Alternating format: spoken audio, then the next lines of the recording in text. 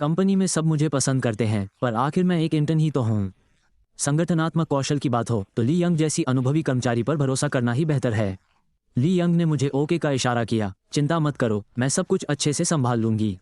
ली young ने जल्दी से मेरे द्वारा व्यवस्थित किए गए ऑर्डर्स के ढेर में से वो ऑर्डर्स चुने जो उसे करने थे।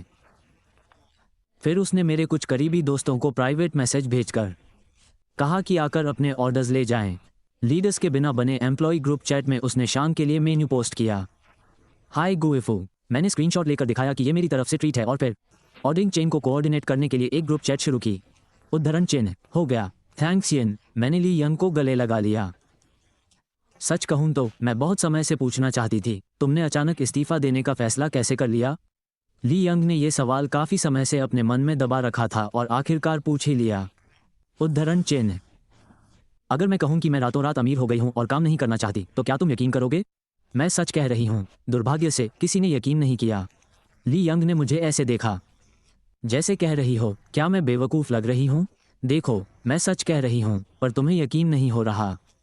मैंने कंधे उचका दिए। चलो देखते हैं उन्होंने क्या ऑर्डर किया है। मैं एक एक करके ऑर्डर देती हूँ। मैंने अपना फ़ोन निकाला, डिलीवरी ऐप खोला और लिस्ट देखकर नामों पर निशान लगाने लगी। इतने सारे ऑर्डर होने के बावजूद अचानक सबको चाय पिलाने का ख्याल क्यों आया? पिछले महीने की सैलरी में से तो कुछ बचा ही नहीं होगा, है ना? ली यंग को सच में समझ नहीं आ रहा था। मैं पहले बहुत कंजूस थी, तो अचानक इतना खर्च क्यों? ऐसा लग रहा है जैसे मैं पैसों को कागज़ की तरह फेंक रही हूँ। मैंने तुमसे कहा था ना कि मैं रातों रात अमीर हो गई। मैंने ली यंग को थोड़ा दिखावा किया। मेरे हाथ में रोलेक्स ग्रीन सबमरीन है। वो घड़ी बहुत अच्छी लग रही है। किस ब्रांड की है? अगली बार जाकर देखूंगी। साफ है, ली यंग मेरी बात समझ नहीं पाए। मैंने इसे हमारी कंपनी के सामने जिनशांग मॉल से खरीदा था। रोलेक्स, सड़क के उस पार जिनशांग मॉल है। तो चलो काम के बाद साथ में देखते हैं। अपनी बात पूरी करते करते ली यंग को समझ आ गया कि मैंने जिनशांग मॉल का जिक्र किया है। वो कैसी जगह है और उसके शब्द जिनशांग मॉल, एक नज़र में ही उसे समझ आ गया कि वो ऐसी जगह पर नहीं जा सकती। अभी तो बस शुरुआत थी। उसने आज मेरे पहनावे को गौर से देखा। एक एलवी सूट, पैरों में नाइकी रिवर्स स्विश स्नीकर्स, कलाई पर रोलेक्स और हाथ में टिफनी ब्रेसलेट। अगर वो गलत नहीं थी तो ये बैग तो हमीज का होना चाहिए, है ना? तो आज जो शोल्डर बैग मैं लिए घूम रही हूँ वो भी असली है, एकदम असली। ली यंग ने आज एक नज़र में ही देख लिया। मेरे शोल्डर बैग को देखकर उसे पहले लगा था कि ये किसी हाई क्वालिटी हमीज की नकली कॉपी है, लेकिन उसने कभी सोचा भी नहीं था कि ये असली होगी। तुमने तो अपनी प्रतिभा को छुपा रखा था। आज मेरे पहनावे को देखकर ली यंग लगभग चीखने ही वाली थी। ये देखो, ऐसा पहनावा जिससे किसी दूसरे या तीसरे दर्जे के शहर में घर खरीदा जा सकता है। मेरे सहकर्मी तो बिल्कुल हैरान रह गए। मैंने तुमसे कहा था कि मैं रातों रात अमीर हो गया, लेकिन तुमने मेरी बात पर यकीन नहीं किया। मुझे यकीन है, मुझे यकीन है। अब से मैं तुम्हारी हर बात मानूंगा। लीन की जीवनशैली मेरी पिछली जीवनशैली से कहीं बेहतर थी, लेकिन जब विलासिता की चीज़ों पर पैसे खर्च करने की बात आती थी तो वो अब भी ऐसा नहीं कर पाती थी। जूतों की एक जोड़ी पर हजारों डॉलर खर्च करना उसे ज़्यादा पसंद था। वो उस पैसे से बढ़िया खाना खाना ज़्यादा पसंद करती थी। तो इस्तीफे के बाद तुम्हारी क्या योजना है? भले ही मैंने कहा कि मैं अब अमीर हूँ, ली यांग को अब भी लगता था कि हर हाल में, चाहे आदमी कितना भी सफल क्यों ना हो, उसका अपना करियर होना चाहिए। कम से कम वो अपना जीवन घर पर यूं ही बर्बाद तो नहीं कर रहा है। मैं पहले कुछ समय के लिए आराम करूंगा। मुझे पक्का नहीं पता कि सिस्टम में मेरे लिए रोज़ाना खर्च करने के काम हैं या नहीं। मुझे अभी कुछ और समय तक देखना होगा। मैंने अपने सारे ऑर्डर बांट दिए हैं। जैसे ही डिलीवरी ड्राइवर दोपहर की चाय लेकर आया, मैंने सबको अलविदा कहा और डिंग टावर से निकलकर कंपनी से चली गई। मैं आखिरी बचे मॉल की ओर चल पड़ी। मुझे याद है जब मैं कुछ दिन पहले यहाँ आई थी, मुझे ठीक वैसा ही स्टाइलिंग स्टूडियो मिला जैसा मैंने सोचा था। जिनसेंग मॉल की 7वीं मंजिल पर मुझे एक स्टाइलिंग स्टूडियो मिल गया। उसका डेकोरेशन बहुत ही आरामदायक और खूबसूरत था। अंदर जाते ही उसका स्टाइल मुझे बहुत पसंद आया। हेलो, परफेक्ट स्टाइल स्टूडियो में आपका स्वागत है। क्या मैं पूछ सकती हूँ कि आप किस तरह का मेकओवर करवाना चाहती हैं? आज मैंने जो कपड़े पहने हैं वो किसी अमीर नौजवान के लुक से बिल्कुल मेल खाते हैं। अंदर आते ही किसी ने मेरा स्वागत किया। मैं आज रात एक चैरिटी ऑक्शन में जा रही हूँ। क्या आपके पास कोई ऐसा स्टाइलिस्ट है जो इस तरह के लुक में माहिर हो? परफेक्ट स्टाइल स्टूडियो का आखिरी बचे मॉल में होना दिखाता है कि उनके पास वाकई में कुछ हुनर होगा। जी हाँ, हमारे पास है। हमारे स्टाइलिस्ट टोनी वू ने ऐसे कई काम किए हैं, लेकिन टोनी वू आम स्टाइलिस्ट से थोड़े महंगे हैं, बस थोड़े से। मैंने सामान पर एक नज़र डाली। सदस्य, कोई बात नहीं, आपको अपनी कीमत के हिसाब से ही सेवा मिलती है। पैसे की कोई समस्या नहीं है, लेकिन मैं साफ साफ कह दूं, उम्मीद है कि अंतिम परिणाम मेरे लिए संतोषजनक होगा, वरना मैं भुगतान करने से मना कर सकता हूं। बेशक, हमें अपनी प्रतिष्ठा की परवाह है। हमें सिर्फ एक बार में जल्दी से पैसे कमाने का लालच नहीं है। कृपया प्रतीक्षा करें, मैं आपके लिए स्टाइलिस्ट टोनी वू को बुलाता हूँ। मैं शीशे के सामने कुर्सी पर बैठ गया। सच कहूँ तो ये कुर्सी काफ़ी आरामदायक है। स्टाइलिस्ट को बुलाने गया व्यक्ति जल्दी वापस आ गया, लेकिन उसका चेहरा ठीक नहीं लग रहा था। मैं अंदाज़ा लगा सकता था कि क्या हुआ होगा, लेकिन चूंकि उसने मेरे सामने कोई हंगामा नहीं किया, इसलिए मैंने अनदेखा करने का नाटक किया। महोदय, टोनी वू अभी भी एक ग्राहक के साथ काम कर रहे हैं और उनके पास अभी समय नहीं है। मुझे थोड़ा इंतजार करना होगा, या मैं देख सकता हूँ कि कौन से अन्य स्टाइलिस्ट उपलब्ध हैं। मैं आपके लिए भी किसी को बुला सकता हूँ। मुझे कोई कुशल स्टाइलिस्ट चाहिए। अगर लुक अच्छा नहीं हुआ तो मैं भुगतान नहीं करूँगा। आप मजाक कर रहे होंगे। हमारे स्टाइलिस्ट इंडस्ट्री में सबसे बेहतरीन हैं। वे कभी अपनी प्रतिष्ठा खराब नहीं करेंगे। ये कहते ही उन्होंने तुरंत मेरे लिए एक स्टाइलिस्ट से संपर्क किया। थोड़ी देर बाद वे किसी को लेकर आए। उद्धरण चिन्ह, सर, ये एरिक हैं, हमारे स्टोर के स्टाइलिस्ट। ये शाम के आउटफिट स्टाइलिंग में बहुत माहिर हैं। ये एरिक का पोर्टफोलियो है, आप देख सकते हैं। मैंने एरिक का पोर्टफोलियो लिया और उसे पलट कर देखा। उसमें वाकई कई आकर्षक स्टाइल थे। उद्धरण चिन्ह, इसे जितना हो सके सरल रखें, ज़्यादा जटिल न बनाएं। मुझे बहुत जटिल स्टाइल पसंद नहीं है। वे अस्त व्यस्त और बेतरतीब लगते हैं, और अगर आप सावधानी न बरतें तो जटिल होने के बावजूद भी भद्दापन आ सकता है। ठीक है, चलिए पहले आपके बाल धो लेते हैं। एरिक मुझे सैलून के खास बाल धोने वाले एरिया में ले गए ताकि ग्राहकों की निजता बनी रहे। उन्होंने पर्दे भी खींच दिए। पूरी स्टाइलिंग प्रक्रिया में पूरे 4 घंटे लगे। जाहिर है, ये लुक डैनियल वू के रेड कारपेट स्टाइल की हुबहू नकल है। मैंने जो सूट और एक्सेसरीज पहनी हैं, वे सभी स्टाइलिंग स्टूडियो द्वारा प्रदान की गई हैं। ये मेरे कुल बिल में शामिल थे। क्योंकि ये खर्च नीलामी कार्यक्रम के लिए नहीं था, मुझे अपने कार्ड से भुगतान करना पड़ा, लेकिन मेरे खाते में करोड़ों रुपये हैं। इसलिए ऐसा नहीं है कि मैं स्टाइलिंग शुल्क नहीं दे सकती। हालांकि परफेक्ट स्टाइल स्टूडियो से निकलने के बाद मुझे एहसास हुआ कि मैं आज इस फॉर्मल सूट में यहाँ आया हूँ। मैं लगभग उच्च समाज में प्रवेश कर रही हूँ, इसलिए मैंने अपना फ़ोन निकाला और ऑनलाइन एक लग्जरी कार बुक की। काले रंग के डैनियल वू से प्रेरित सूट में पोर्शा केयन के सहारे खड़ी होकर मैं मॉल के बाहर सबका ध्यान खींच रही थी। कई लड़कियों ने अपने फ़ोन निकाले और मेरा वीडियो बनाना शुरू कर दिया। लोग बिल्कुल पसंद नहीं हैं। सच कहूँ तो मुझे बिना पूछे वीडियो बनाने वाले। मैं एक प्रशंसक हूँ, लेकिन क्योंकि वहाँ बहुत सारी लड़कियाँ थीं, इसलिए मैं चुपचाप अपना सिर नीचे करके उन्हें अपना चेहरा फिल्माने से रोकने की कोशिश करती रही। सौभाग्य से ड्राइवर जल्दी आ गया। मुझे आश्चर्य हुआ कि ड्राइवर एक युवती निकली। नमस्कार, मैं आपका ड्राइवर हूँ। मेरा नंबर 546 पर समाप्त होता है। मैंने अपने द्वारा दिए गए ऑर्डर की जानकारी सही होने की पुष्टि करने के बाद उसे चाबियां सौंप दी। फिर मैं खुद पिछली सीट पर बैठ गया और जिनशांग होटल के लिए निकल पड़ा। ठीक है, कृपया अपनी सीट बेल्ट बांध लें, ट्रैफिक है। आजकल नियम काफ़ी सख्त हैं। पिछली सीट पर भी सीट बेल्ट पहनना ज़रूरी है। मैंने आज्ञाकारी होकर अपनी सीट बेल्ट बांध ली। जिनशांग होटल वास्तव में जिनशांग मॉल के बहुत पास है। शायद इसलिए क्योंकि दोनों लू समूह के स्वामित्व में हैं, इसलिए उनके नाम भी एक जैसे हैं। कार जल्दी ही जिनशांग होटल पहुंच गई, लेकिन अभी भी जल्दी थी। मेरा बाहर जाने का मन नहीं था, इसलिए मैंने आराम करने के लिए एक कमरा बुक किया। समय होने पर मैं चला जाऊंगा। मैं शाम 7:50 बजे जिनशांग होटल के बैंक्वेट हॉल पहुंचा। इस समय तक नीलामी स्थल लोगों से भर चुका था। अपने सूट की गुप्त जेब का इस्तेमाल करते हुए मैंने अपने सिस्टम बैग से निमंत्रण पत्र निकाला और निमंत्रण पत्र जांच रहे प्रवेश द्वार पर मौजूद कर्मचारियों को सौंप दिया। जब उन्होंने मेरे हाथ में निमंत्रण देखा तो कर्मचारियों के चेहरे एक पल के लिए थम गए, फिर उनके चेहरे पर एक बड़ी मुस्कान फैल गई। उन्होंने आदरपूर्वक सिर झुकाया। शुभ संध्या, युवा स्वामी सु। कृपया मुझे आपको आपकी सीट तक ले जाने की अनुमति दें। लॉटरी नीलामी में कोई निजी बूथ नहीं थे।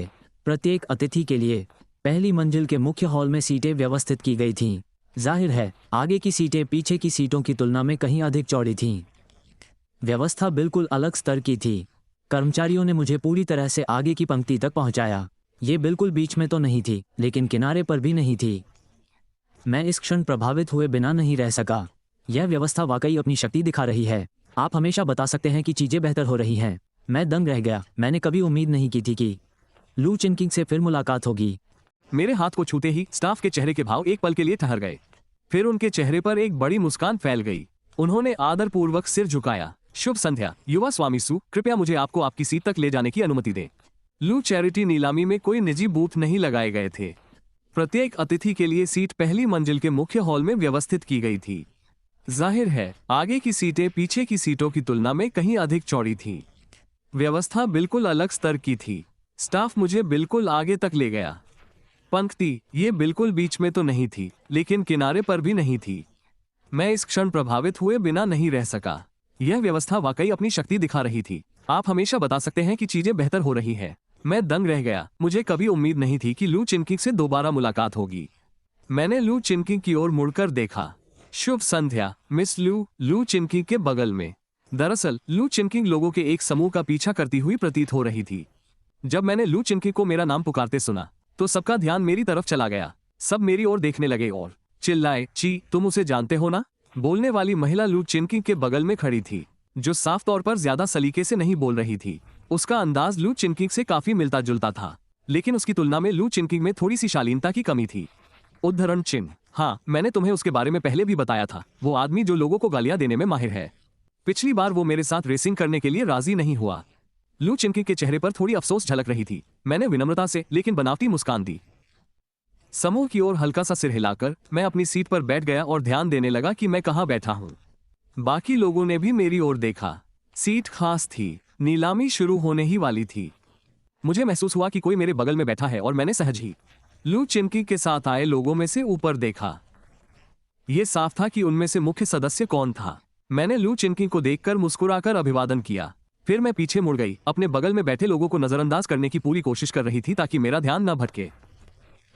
मैंने अपने सामने मेज पर रखी नीलामी की सूची उठाई और उसे देखना शुरू किया। पहले तो मैं बस यूं ही पन्ने पलट रही थी। मुझे उम्मीद नहीं थी कि मुझे इतनी सारी चीजें पसंद आ जाएंगी। मैंने मन ही मन उन चीजों को नोट कर लिया जिनमें मेरी दिलचस्पी थी। फिर सूची को वापस मेज पर रख दिया। ठीक 8 बजे आयोजक ने नीलामी शुरू होने की घोषणा की।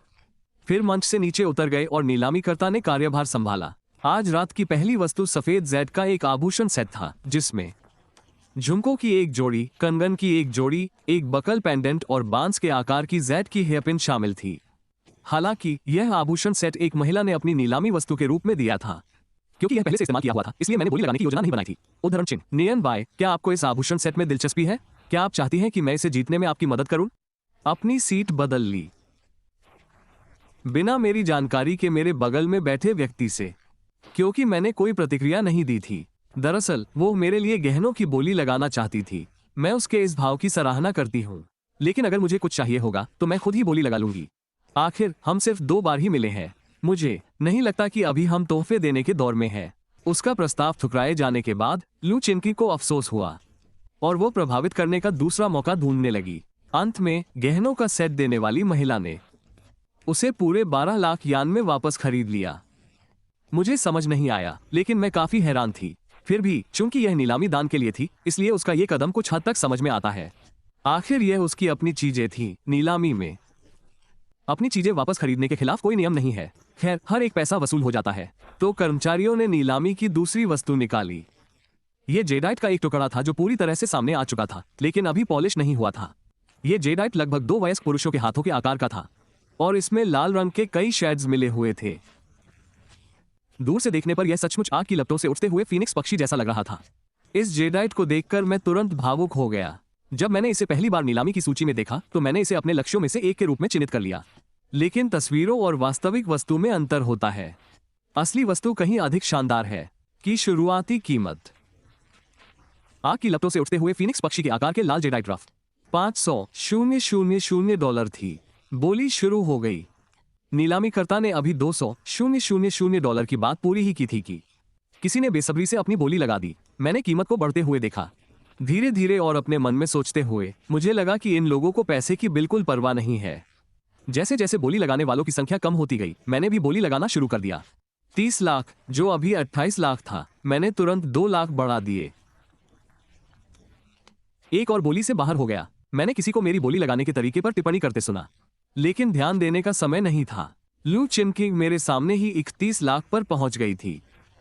मैंने अपने होंठ भींच लिए और इस बार 40 लाख की बोली लगा दी। शांत स्वभाव वाली लू वान्यू ने भी अपनी भौहें ऊपर उठा ली। ये बोली तो बिल्कुल भी सामान्य नियमों का पालन नहीं कर रही थी। 45 लाख से 80 लाख तक। 80 लाख पर बोली लगाते ही मैं बाहर हो गई। मेरे समेत 2 लोग, प्रतियोगिता में सिर्फ हम 3 ही बचे थे। 100 लाख, 120 लाख। मैंने जरा भी संकोच नहीं किया। ऐसा लग रहा था मानो कोई बोली लगाने की हिम्मत करे तो मैं भी उसका साथ दूंगी। किसी ने टिप्पणी की कि मैं सचमुच इस नीलामी की सबसे बड़ी दावेदार हूं। मैंने बिना किसी झिझक के बोली लगा दी। 12 मिलियन की बोली पर मेरे सामने बैठा व्यक्ति काफी देर तक हिचकिचाता रहा। अंत में उन्होंने अपनी बोली नहीं बढ़ाई। हालांकि आग से फीनिक्स का उदय दुर्लभ है। सबसे अच्छा तरीका यह है कि किसी कुशल कारीगर से फीनिक्स के उदय के डिजाइन के अनुसार इसे एक सजावटी वस्तु में तराशने के लिए कहा जाए, जिसे बारीकी से आभूषण में उकेरा गया हो। लेकिन इस तरह बेचना आसान नहीं है और कीमत भी ज्यादा नहीं बढ़ेगी। 12 मिलियन में तो बिल्कुल भी मुनाफा नहीं है, लेकिन इसे सिर्फ गहने में काटना भी बेकार होगा। मैंने फायदे और नुकसान का आकलन किया और अंततः हार मान ली। मैंने आग से फीनिक्स का उदय दर्शाने वाला लाल जेडाइट सफलतापूर्वक जीत लिया। इसके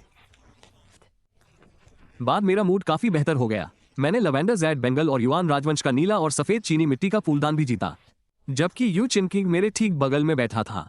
वो मेरे साहसी नीलामी के तरीके से पहले ही चकित था। इतना हैरान था कि वो कुछ बोल नहीं पाया। एक पल रुकिए, नी एंड बी। मेरा नाम सू नी बाई है। अब मुझे नियान बाई मत बुलाओ, बस मुझे जे सू बुलाओ। मुझे उम्मीद नहीं थी। मैं अजनबियों को अपनी निजी जानकारी नहीं देना चाहती थी, लेकिन अंत में मैंने खुद ही अपने पैर पर कुल्हाड़ी मार ली। जब भी लू चिनकिंग मुझे नाई और बाय बुलाता है, मुझे हमेशा एक अजीब सी बेचैनी महसूस होती है। लू चिनकिंग चुप हो गया तो वही एकमात्र ऐसा व्यक्ति था जो पूरे समय सचमुच और ईमानदारी से दोस्ती करना चाहता था। नाई बाय, नीलामी अभी आधी भी नहीं हुई है और तुमने पहले ही लगभग 100 मिलियन खर्च कर दिए हैं। क्या तुम्हें यकीन है कि तुम्हारा परिवार इससे सहमत है? वैसे भी लू चिनकिंग के पास खुद खर्च करने के लिए ज्यादा पैसे नहीं है। ये सब मेरा अपना पैसा है। खर्च करने के बाद भी कोई कुछ कह सकता है? मैंने कभी नहीं बताया कि मैं अनाथ हूं। तो अब नाय, क्या तुम्हारा लक्ष्य पश्चिमी उपनगर की वो जमीन भी है? बहुत से लोग खास तौर पर उस जमीन के लिए यहाँ आए हैं। सच कहूं तो मैंने कभी ध्यान नहीं दिया। जब मैंने पहले नीलामी सूची देखी थी तो मुझे जमीन की नीलामी के बारे में कुछ भी नहीं देखा है। कौन सी जमीन? मैंने अभी अभी नीलामी कैटलॉग देखा था, उसमें कोई जमीन का प्लॉट लिस्टेड नहीं था। मैं सच कह रही हूं, लेकिन मुझे नहीं पता कि दूसरों ने मेरी बात को कैसे लिया। उनकी आंखें वैसी ही हो गईं जैसा कि उम्मीद थी। ये पश्चिमी उपनगरों में उस रिजॉर्ट के ठीक बगल वाली जमीन है जिसे लू परिवार विकसित करने की योजना बना रहा है। बहन वानन और उनका समूह आज इस जमीन के पीछे पड़े हैं। अब जब आपने इसका जिक्र किया है तो मुझे पहले तो कोई दिलचस्पी नहीं थी, लेकिन लू चिनकिंग के याद दिलाने से मेरी दिलचस्पी फिर से जाग उठी है। लू वेनिंग हमारे बगल में चुपचाप हमारी बातचीत सुन रही थी। जब आप जमीन के लिए मुझसे मुकाबला करने की कोशिश कर रहे हैं तो क्या आप मेरे सामने ऐसा नहीं कर सकते? सिर्फ पक्का मुनाफा ही नहीं, ये बहुत बड़ी रकम होगी। काश मेरे पास पैसे होते तो मैं जरूर इसमें हिस्सा लेती और मुकाबला करती। लू चिनकिंग अभी कॉलेज की छात्रा है। उसे हर महीने बस थोड़ी सी पॉकेट मनी मिलती है, ज्यादा से ज्यादा 20 मिलियन। जमीन के लिए 20 मिलियन, ये तो बस एक ख्वाब है। आपके पास पैसे नहीं हो सकते, लेकिन मेरे पास है। मुझे उस जमीन में बहुत दिलचस्पी है। युवा मालिक सू उस जमीन के लिए हमसे प्रतिस्पर्धा करना चाहते हैं, लुवानियन ने अचानक बीच में टोकते हुए कहा।